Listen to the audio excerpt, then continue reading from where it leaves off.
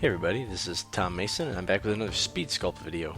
This is something that I want to try and do more often. Not entirely sure how often I'll get to, but I think it'd be very cool to show off sculpting a figure even if it's at this high speed from its entirety. So this is a character for the Myth game. This is Lucy.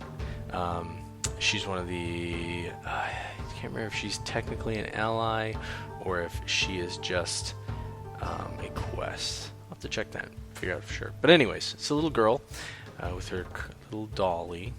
And while doing this, I was trying to be very focused on the idea of doing it fast, like just being really conscious about putting down larger amounts of putty and getting the main form done first before I start going into any sort of details. So what you have here is basically it's going to be the whole sculpt, but I did do a little bit of preparation. I posed the armature first and I put that first layer of FIMO on so it'd be ready, but everything else, you know, I just worked at it a little bit at a time.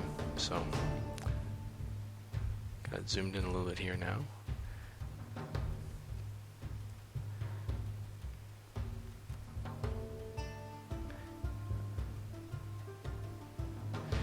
So also another thing I want to do during these speed sculpts, there's not a ton to say. I can pull out a couple details here and there as I notice them while I'm working on it, but I thought it'd be fun to start talking about other things during it, either miniature related or otherwise. So I'd like to talk about where the channel's heading. I've mentioned before, you know, well, you've seen what I've done. I've been doing tutorials mainly, but this is the second speed sculpt video, and I've done an interview. Got another one lined up that I hope to record very soon. But I just, you know, I want to hear back from you guys and what you'd be interested in seeing. It's good to know, get some ideas for topics. I have a lot on my list, but the more communication with the viewers, the better.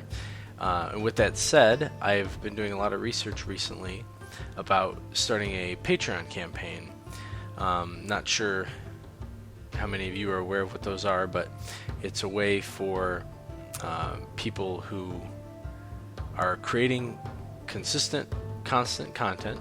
Say, for instance, YouTube videos. A lot of people using Patreon are make web comics, things like that, and basically anything that's coming out consistently and you want, as a viewer, want to be able to support them, and so you can pledge a certain amount of money, you know, usually like $1, just to help that Patreon person keep doing what they're doing and maybe even grow it, make it larger and better. So I'm looking into that. If anybody's heard of it, they can check, or hasn't heard of it, they can check it out at patreon.com just to see what it's all about. It's pretty cool. I'm a patron of several people on there myself, and yeah, just let me know what you guys think. So it definitely, I've had some ideas. I'd definitely be able to get some better equipment, things like that, and maybe even justify making more videos than just one every 2 weeks. Oh, and I just noticed the camera is going out of focus a bit right there, but I think we got it back now. Yeah, I was trying a couple different setups during this as I was working on it, and I did it multiple times. Basically, got up extra early in the morning and worked on it for a little bit every day. And yeah, so I think there's going to be a third setting, if you will. I think that's kind of what I've settled on to be my main stage where I'm doing these sculpting videos, so hopefully you guys will like that.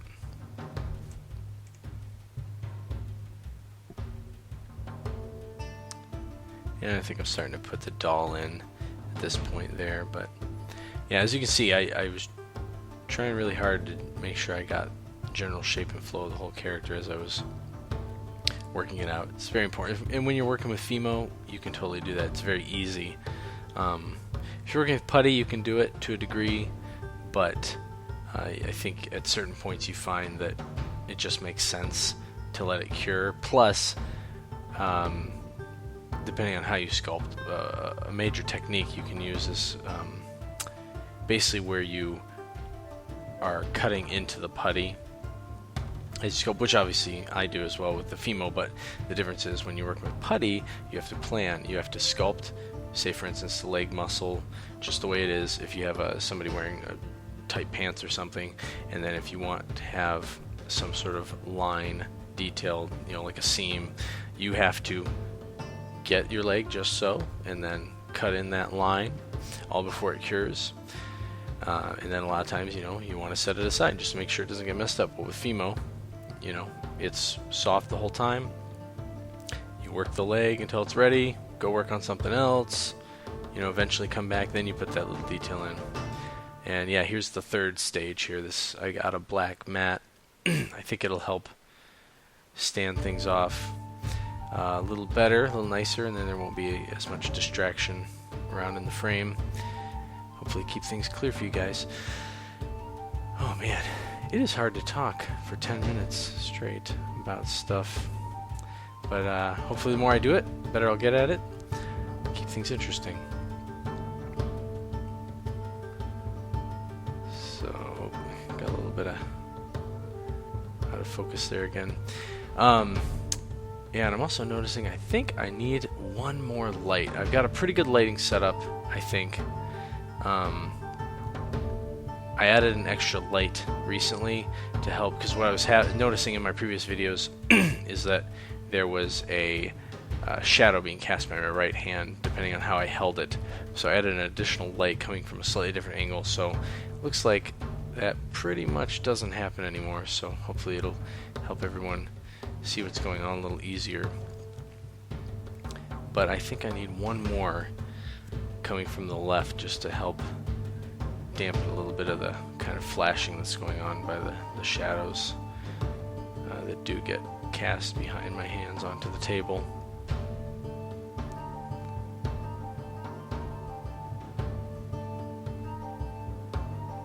Just adding in a little bit. Now I'm starting to get into a little bit of detail, not a ton.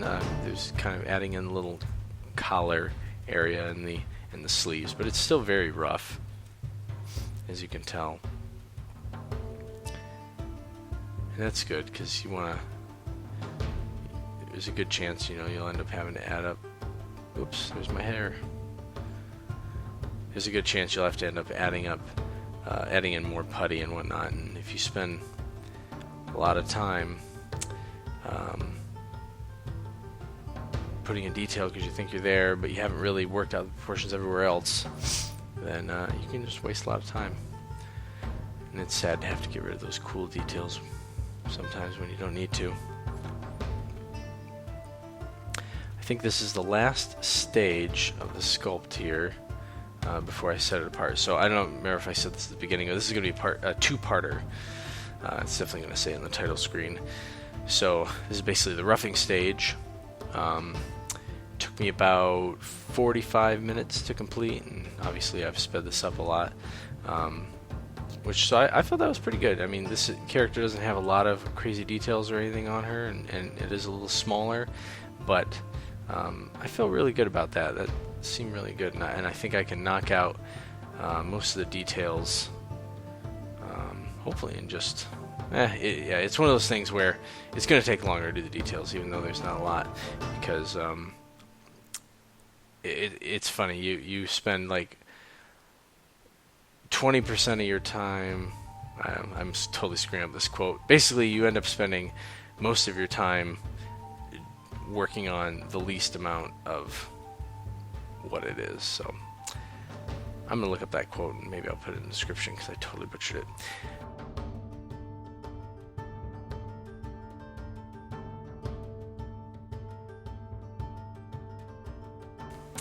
Getting close to the end here, so I'll kind of start my closing stuff. If you guys want, you can follow me on Twitter. I'm at PuttyPusher, just like green stuff putty, Procreate Putty.